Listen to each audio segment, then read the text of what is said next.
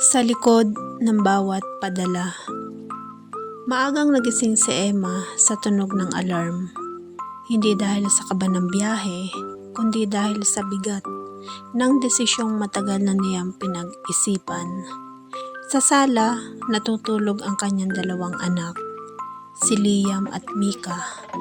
Magkatabing yakap ang lumang unan. Tahimik siyang lumapit. Hinaplos ang buhok ng mga bata at pinigil ang luha.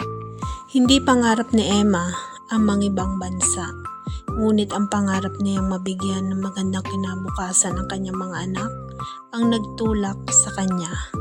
Sa maliit na kusina, nakahain ang simpleng almusal at isang liham. Mga salitang hindi niya kayang bigkasin ng harapan.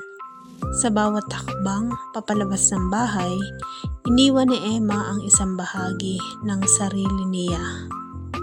Sa malayong bansa, ibang-iba ang mundo, ibang wika, ibang kultura, at malamig na gabing walang yakap ng pamilya. Nagtatrabaho si Emma bilang caregiver. Mahabang oras, mabigat ang trabaho, at madalas ay kulang sa pahinga. May mga gabing umiiyak siya sa banyo para hindi marinig ng amo. Ngunit sa tuwing makakatanggap siya ng mensahe ng pasasalamat mula sa mga anak, "Salamat po ma, may baon na po kami." Napapalitan ng pagod ng lakas. Sa bawat padalang sahod, kasama ang dasal at pangakong babalik siyang mas matatag. Habang lumilipas ang mga taon, marami rin sandaling hindi na maiibalik. Hindi nakita ni Emma ang unang pagtatanghal ni Mika sa paaralan. Hindi niya nayakap si Liam sa araw ng pagtatapos. Sa video call lamang niya nasaksihan ang paglaki ng mga anak. Ngiti sa screen, luha sa likod nito. Isang gabi tumawag si Liam, umiiyak.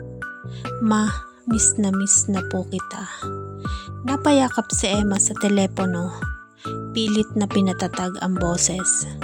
Sa sandaling iyon napagtanto niyang ang pinakamalaking sakripisyo ay hindi ang pagod sa trabaho, kundi ang distansyang naghihiwalay sa puso ng isang ina at ng kanyang mga anak.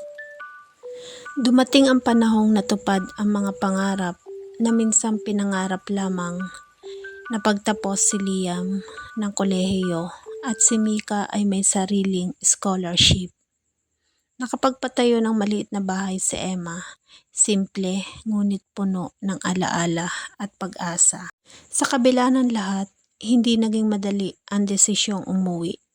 Natatakot siyang baka hindi na siya kilala ng mga anak. Ngunit nang dumating ang araw ng kanyang pagbabalik, sinalubong siya ng mahigpit na yakap. Walang salita, ngunit puno ng pasasalamat. Ngayon, sa bawat umaga, sabay-sabay nang nagkakape ang pamilya. Tahimik man ang mga sandali, ramdam ang lalim ng pinagdaanan. Si Emma ay hindi perpekto, ngunit siya ay isang ina na handang isakripisyo ang sarili para sa kinabukasan ng kanyang mga anak. At sa likod ng bawat padalang salapi, may luha, pangungulila, at pusong hindi kailanman sumuko.